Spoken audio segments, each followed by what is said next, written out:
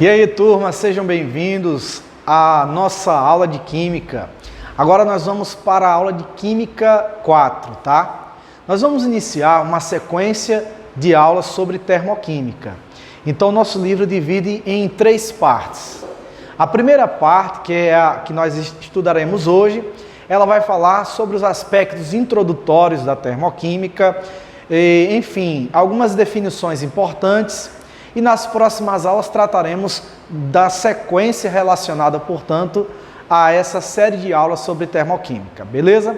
Então, aqui, professor Jonas, Química 4, aula de número 10. Tranquilo? Então, olha só. Quando a gente fala de termoquímica, vamos defini-la como sendo o ramo da ciência química ou da termodinâmica que trata das relações entre reações químicas, processos reacionais ou mudanças de fase e trocas de calor. Algumas reações, alguns processos acontecem com a liberação de calor, enquanto outros processos ocorrem com liberação de calor, tá? Uns liberam e outros absorvem, ok? Então aqui a gente tem, por exemplo, uma imagem de uma chama, um palito de fósforo aceso. Então ocorre uma reação química, uma combustão, e nesse processo vai existir o desprendimento de calor, ok?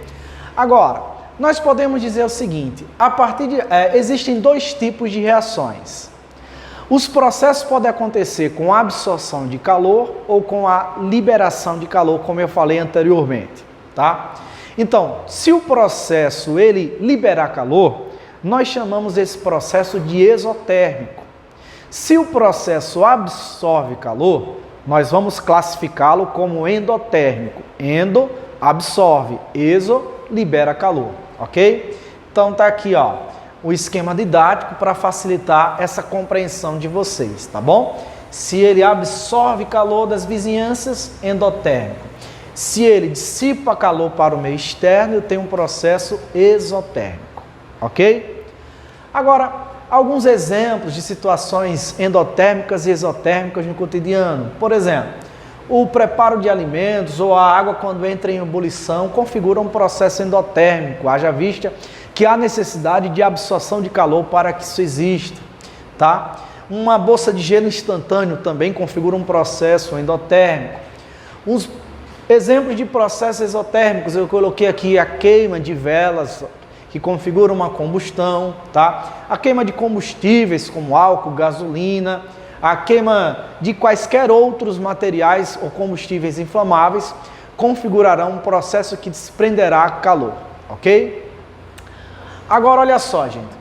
Para o estudo da termoquímica, a partir de agora, sempre que você vir essa expressão calor, ela será substituída por uma outra de igual sentido, cujo nome é entalpia.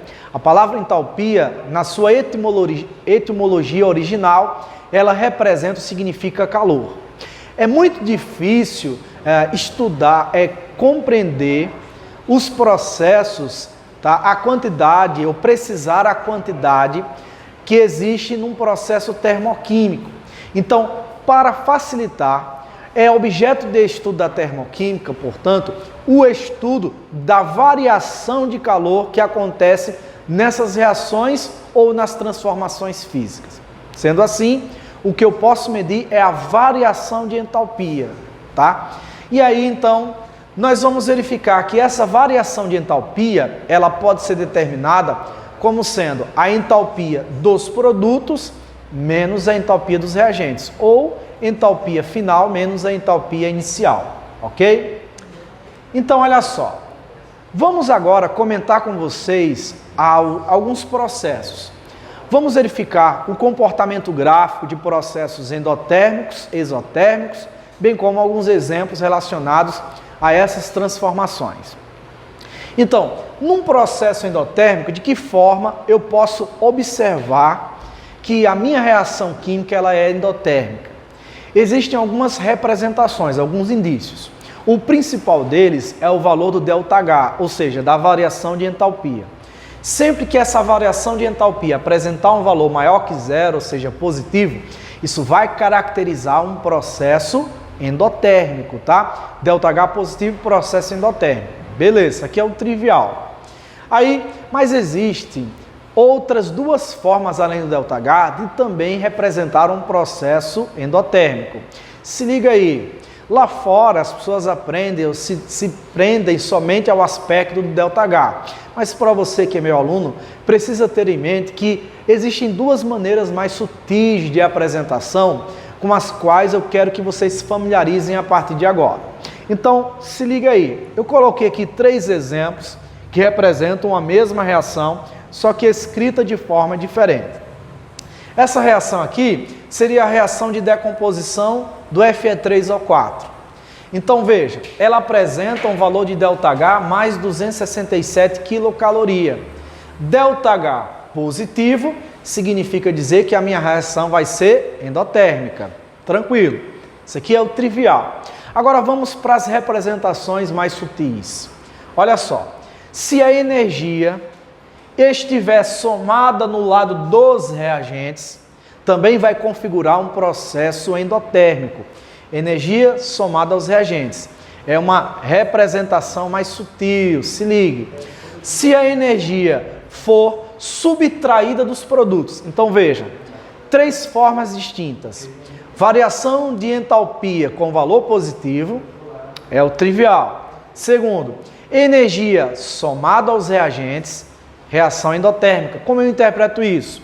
Eu interpreto que o Fe3O4 necessita absorver 267 quilocalorias de energia para que então gere os seus produtos.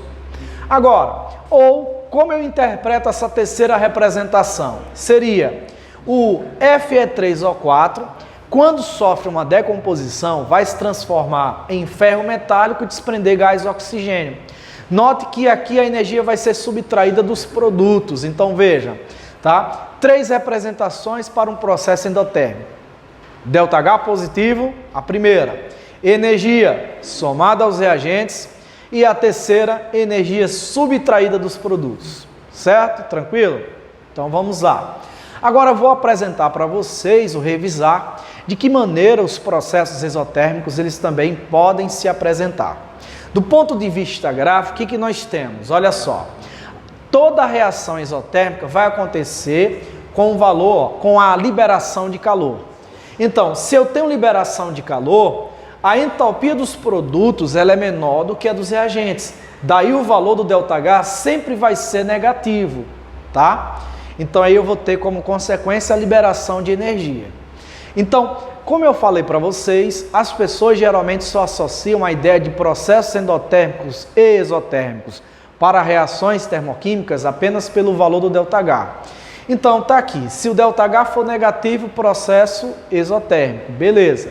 Mas vamos para as outras maneiras de apresentação dos processos exotérmicos. Olha só, eu posso ter também a energia somada aos produtos, reação exotérmica, ou, matematicamente, energia subtraída dos reagentes. Como eu interpreto isso? Seria o seguinte, ó, nessa reação aqui, tá, o carbono reage com o gás hidrogênio para produzir o etano, C2H6. E essa reação de produção do C2H6, que é do etano, vai acontecer com a liberação de 20,2 quilocalorias de energia. Então o processo está liberando energia. Segundo, eu interpreto essa outra escrita como o carbono sólido reage com o gás hidrogênio e ele vai subtrair, ou seja, desse reagente vai ser subtraído 20,2 quilocalorias para então formar o produto característico que ali seria o C2H6, ou seja, o etano. Resumindo, 3 maneiras distintas de se representar um processo exotérmico. Quais são? ΔH negativo, que é o básico, o trivial. Agora, as sutis. Energia somada aos produtos ou energia subtraída dos reagentes. Tá bom? Vamos lá. Agora, existem alguns fatores que podem influenciar num processo termoquímico. E aí nós vamos apresentar para vocês, ou revisar com vocês, quais são esses fatores. Ok? Então, esses fatores, antes também eu queria comentar com vocês que uma equação termoquímica, ela é caracterizada, ou seja, vai ser a representação mais completa, tá? Ou a forma mais completa de se escrever uma equação química. Por quê?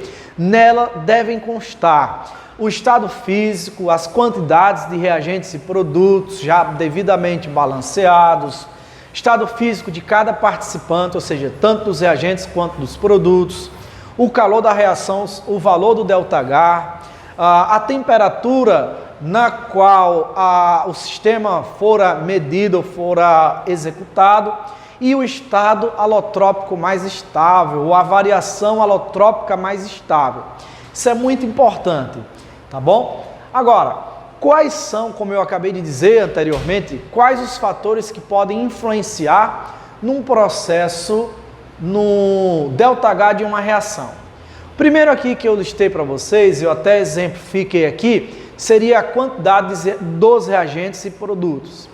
Observe essa reação aqui, a primeira. Eu tenho a reação de combustão para o gás metano.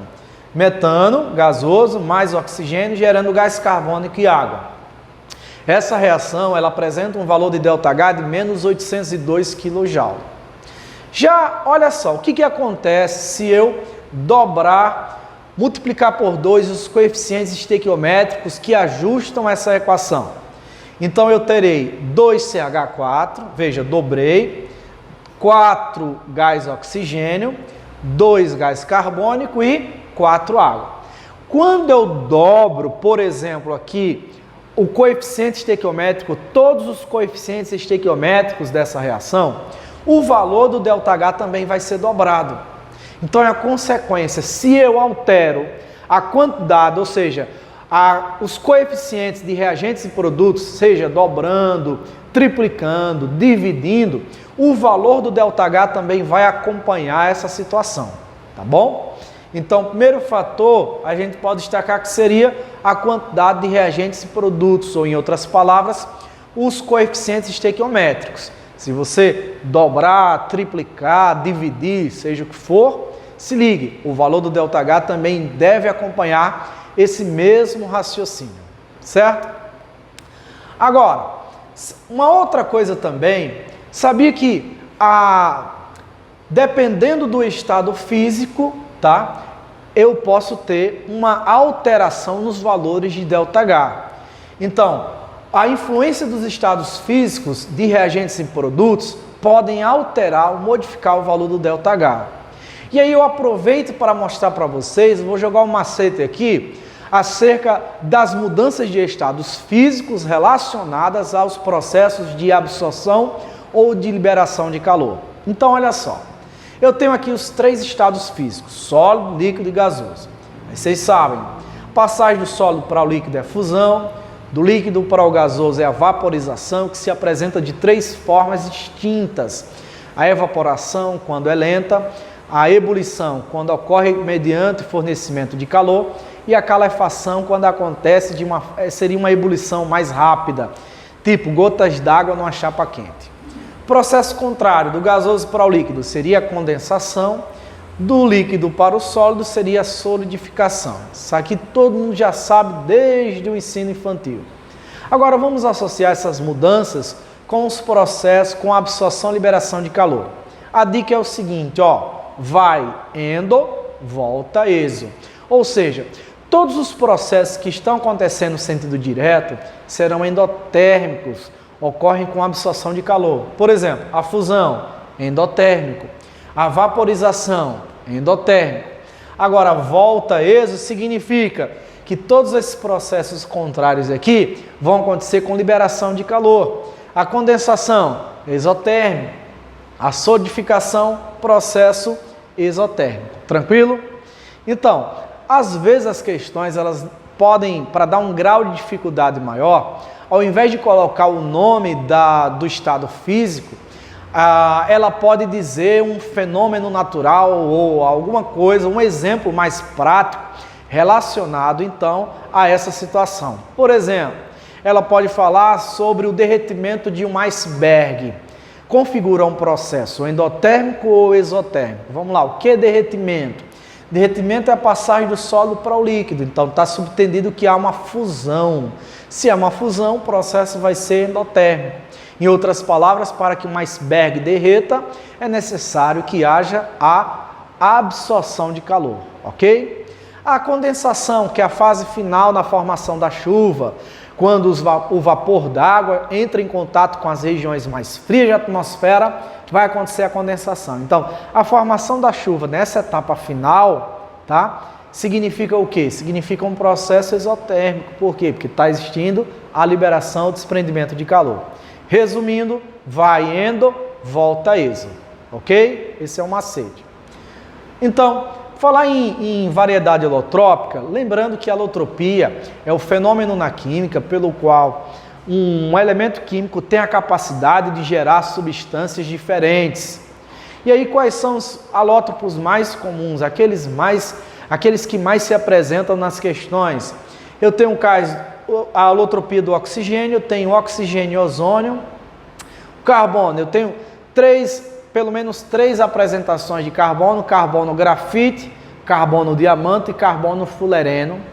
Eu tenho fósforo. O fósforo se apresenta de duas formas, existem duas representações, duas substâncias formadas com o mesmo elemento fósforo, que é o fósforo branco ou o fósforo vermelho, e o enxofre se apresenta em duas variedades alotrópicas. Um deles é chamado de enxofre rômbico e o outro é chamado de enxofre monoclínico. Qual mais estável? Isso é importante, já que nós vamos ver futuramente que a variedade alotrópica mais estável, ela vai ter uma entalpia padrão de formação nula, ou seja, igual a zero.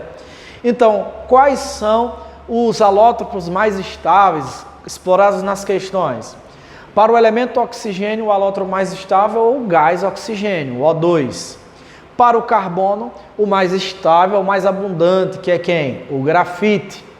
Para o fósforo, é o fósforo vermelho, já que o fósforo branco, inclusive, ele é proibido a sua utilização, é muito restrita. Isso porque, durante a Primeira Guerra Mundial, uma curiosidade, esse fósforo branco ele é usado como instrumento de guerra.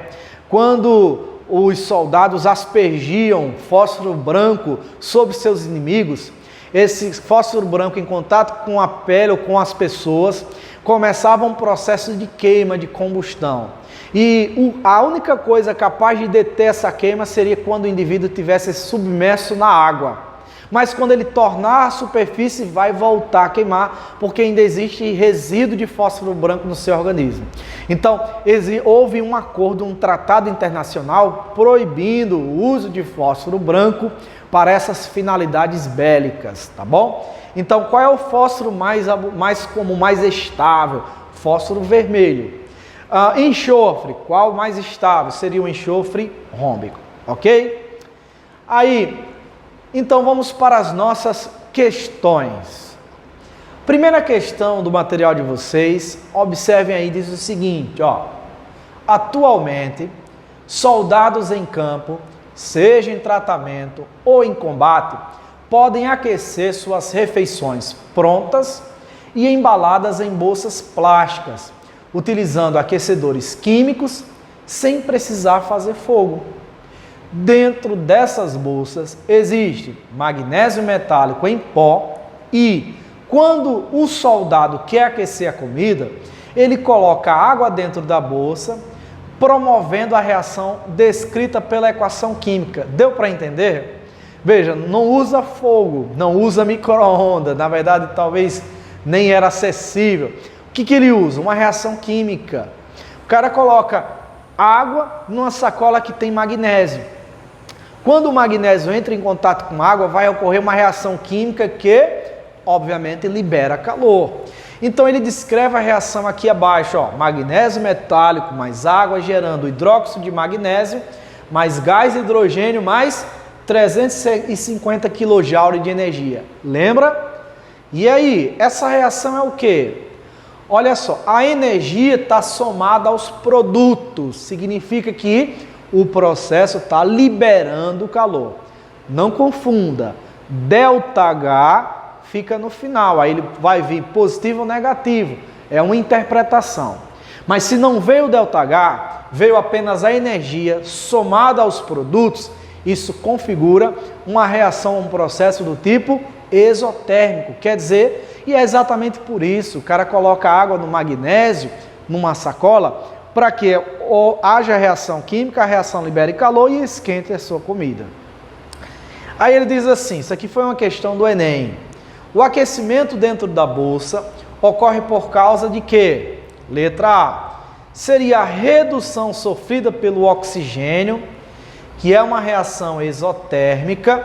Gente, o oxigênio ele está aqui na água e ele se apresenta no hidróxido de magnésio.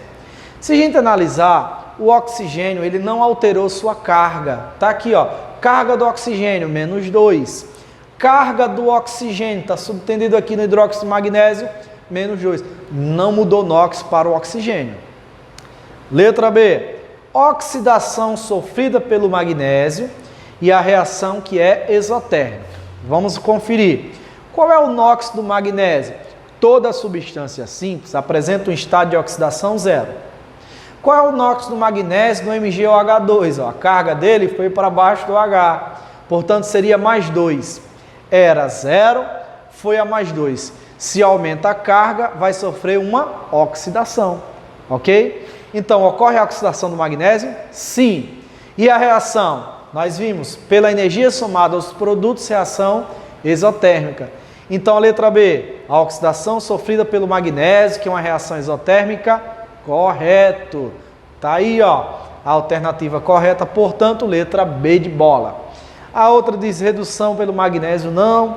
Oxidação pelo hidrogênio também não, porque o hidrogênio não muda, quer dizer, no hidrogênio tem o seguinte, carga dele mais 1, carga dele 0, redução do hidrogênio seria. E a letra E, redução sofrida pelo hidrogênio, que é uma reação endotérmica. Aqui na letra E ele erra na descrição da reação, já que se trata de um processo que libera calor, tá bom? Então, primeira questão, alternativa correta, letra B. Vamos para a próxima? Segundo, a termoquímica estuda a energia que é liberada ou absorvida sob a forma de calor, em pressão constante, em processos como mudanças de fases e reações químicas.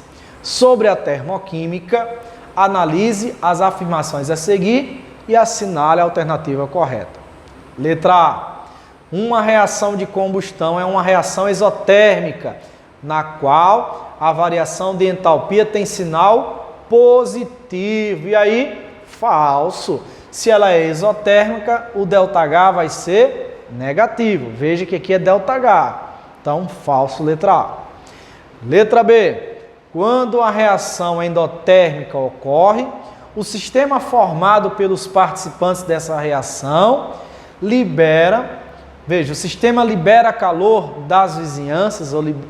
Gente, se o processo é endotérmico, ele não pode liberar calor, ele só absorve calor. Então, falso. Letra C. Derramando-se gotas de propanona, que é acetona, removedor de esmalte de unha.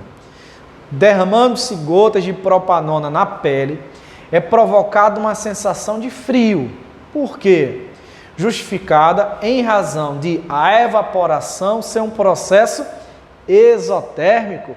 A evaporação é a passagem do líquido para o gasoso, então vai seria um processo endotérmico. E aí, se fosse exotérmico, vamos imaginar o pé da letra, seria assim, colocou a acetona na pele, vai começar a queimar, já que o processo liberaria calor. Então, falso. Letra D. A dissolução do ácido sulfúrico concentrado em água é um processo exotérmico que pode ser confirmado pelo aumento da temperatura. Correto. Por quê? Se é exotérmico, libera calor. Como é que eu vou perceber que está liberando calor para as vizinhanças? Obviamente pelo aumento da temperatura. Então tá aí, ó, questão 2, letra D. A letra E, o processo de fusão do gelo absorve calor da vizinhança. Assim, a variação de entalpia tem sinal negativo. Não, porque seria uma fusão, e fusão endotérmica. Se é endotérmico, teria o sinal de ΔH positivo, ok? Questão 2, alternativa letra D de dado. Vamos para a próxima? Terceira questão diz assim, questão 3. Por meio de reações químicas que envolvem carboidratos, lipídios e proteínas, nossas células obtêm energia e produzem gás carbônico e água. A oxidação da glicose no organismo humano libera energia, conforme ilustra a equação química, sendo que aproximadamente 40% dela é disponibilizada. Veja, 40% dela é disponibilizada. Aqui ele dá a equação, tá? A glicose mais gás oxigênio, esse A aqui seria significando que está produzindo 6 gás carbônico mais 6 H2O. E apresenta um ΔH de menos 2.800, ou seja, um processo que libera 2.800 kJ para cada mol de glicose. Aí ele diz assim, na oxidação de 1 grama, somente 1 grama de glicose, a energia obtida para a atividade muscular em kJ seria mais próxima de quanto? Vamos lá. Vamos extrair os dados. Ele dá o valor das massas de cada um. Olha só, quanto é a massa molar da glicose? Seria 180.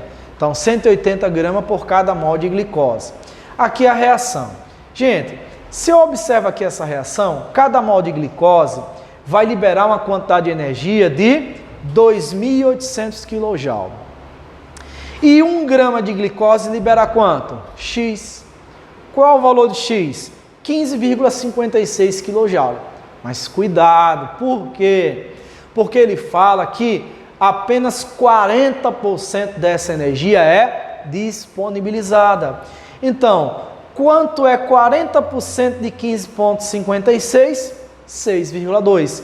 E aí a resposta da questão, letra A, ok? Cuidado, veja que ele já coloca uma alternativa aqui, ó, para que o candidato ele se atrapalhe e acabe errando, tá bom? Então, o que eu devo fazer? Vamos lá. Cada mol de glicose tem 180 gramas, então 180 liberam 2.800 e 1 grama, que é o que ele quer saber, libera 15,56. No entanto, no enunciado, ele fala que 40% dessa energia que de fato é disponibilizada, ok? Então, se é disponibilizado 40%, eu tenho que 40% de 15,56 é a resposta da minha questão, que é 6,2. Beleza? Certinho?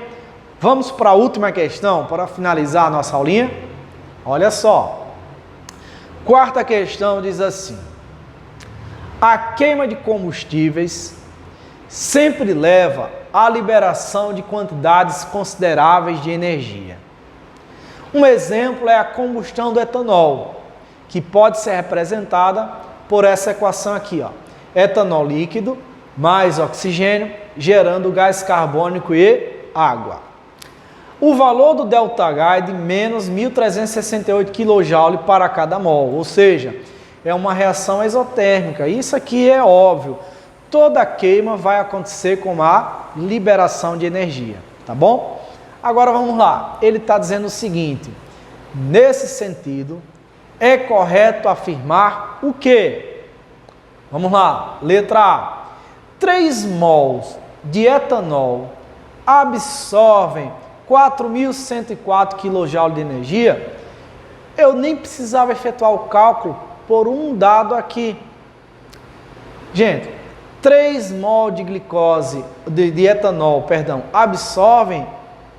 O etanol está sofrendo combustão. Se o processo está sofrendo combustão, ele não absorve nada, ele libera energia ao ser queimado, tá bom? Então seria liberação de energia e não absorção. Por isso, falso, ok? Vamos para a letra B. 3 mol de oxigênio, quando são consumidos na reação, liberam 456 kJ de energia. E aí? Gente, tá vendo aqui a reação? A minha reação já está devidamente balanceada. Qual é a quantidade de oxigênio? 3 mol. Portanto, 3 mol de oxigênio liberam 1.368 kJ.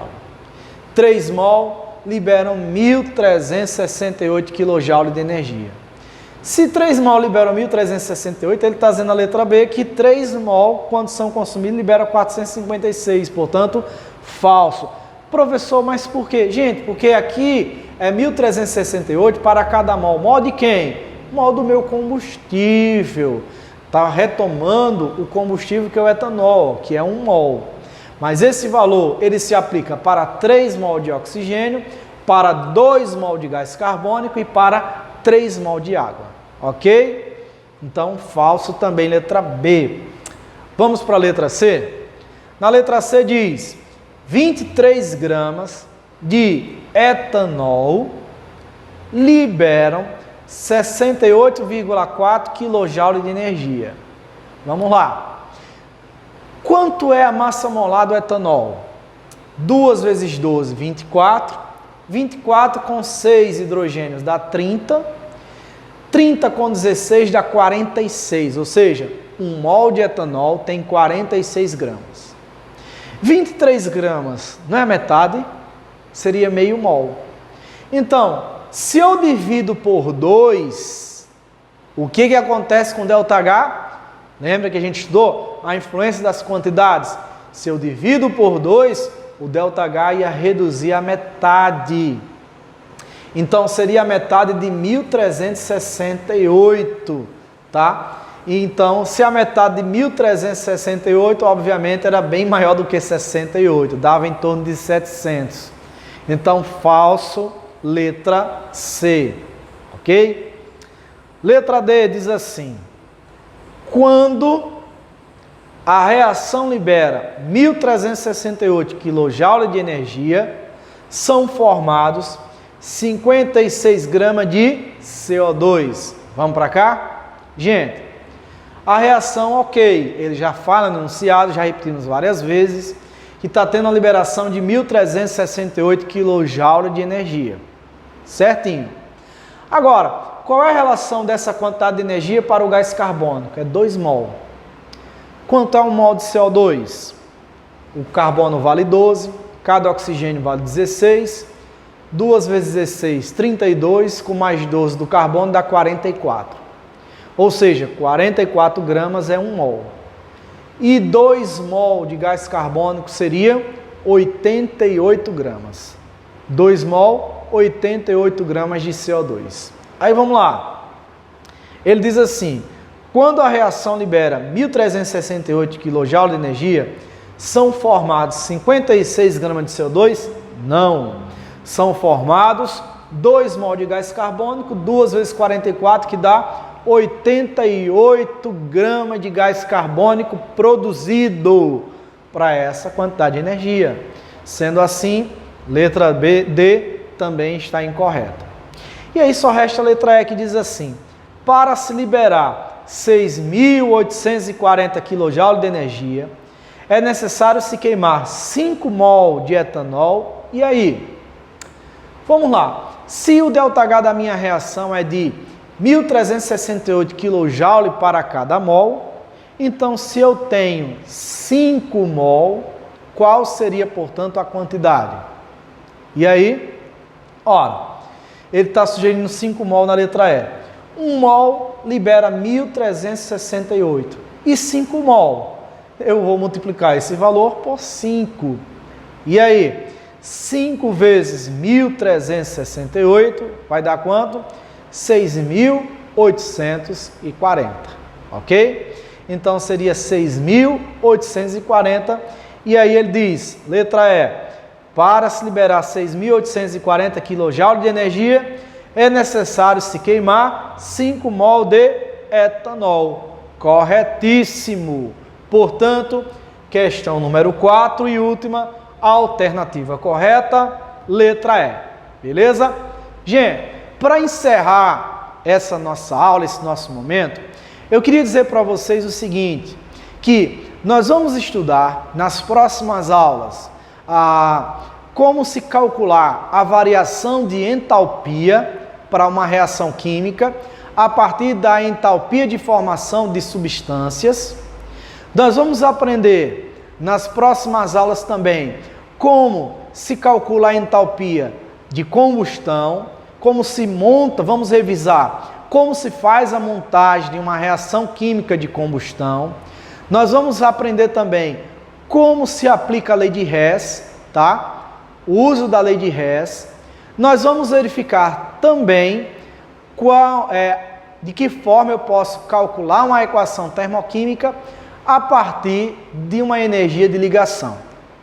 Então, nós vamos trabalhar com vocês com vários aspectos, nós vamos mostrar as diversas formas de se medir ou se calcular o valor da variação de entalpia para um processo reacional, ok? Então, gente, um forte abraço para vocês, por hoje é só, até a nossa próxima aula e se liguem, tentem responder as questões de casa, as atividades propostas e, se não conseguir, professor, pode perguntar, professor, não consegui resolver a questão tal, não tem problema.